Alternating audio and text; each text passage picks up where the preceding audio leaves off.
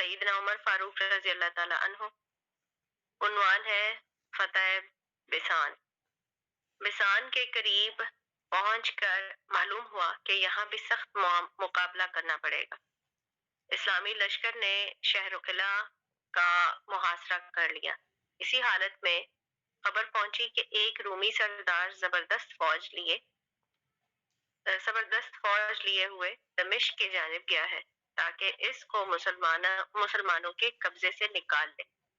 یہ خبر سن کر سیدنا ابو عبیدہ رضی اللہ تعالی عنہ نے خالد بن ولید رضی اللہ تعالی عنہ کو سواروں کا ایک دستہ دے کر دمشق کی جانب روانہ کیا.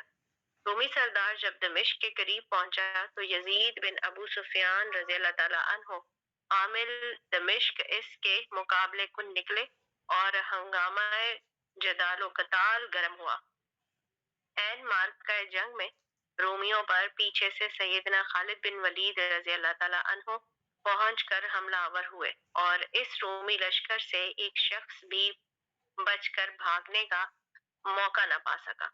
سب کے سب میدان جنگ میں کھیت رہے اور سیدنا خالد بن ولید رضی اللہ تعالی عنہ یہاں سے فارغ ہوتے ہی واپس ابو عبیدہ رضی اللہ تعالی عنہ کی خدمت میں پہنچ گئے.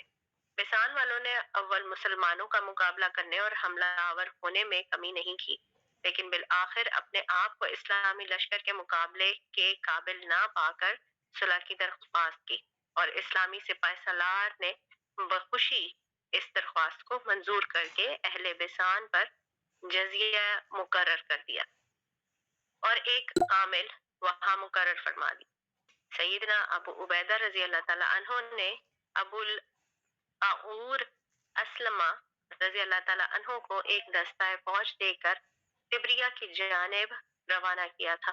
اہل تبریہ نے بسان والوں کا انجام دیکھ کر ابو الاعور رضی اللہ تعالی عنہ کو بمصالحت شہر سپرد کر دیا. یزید بن ابی سفیان رضی اللہ تعالی عنہ نے دمشق کے انتظامات پر قابو پا کر اپنے بھائی معاویہ بن ابی سفیان کو ایک دستہ فوج دے کر ارقہ کی جانب روانہ کیا. انہوں نے ارقہ کو فتح کر لیا. پھر یزید بن ابی سفیان رضی اللہ تعالی عنہ سیدہ جبیل بیروت کی طرف متوجہ ہوئے اور معمولی زد و خورد کے بعد ان تمام مقامات پر مسلمانوں کا قبضہ ہو گیا. اس طرح دمشق اور تمام علاقہ اردن مسلمانوں کے قبضے میں آ گیا.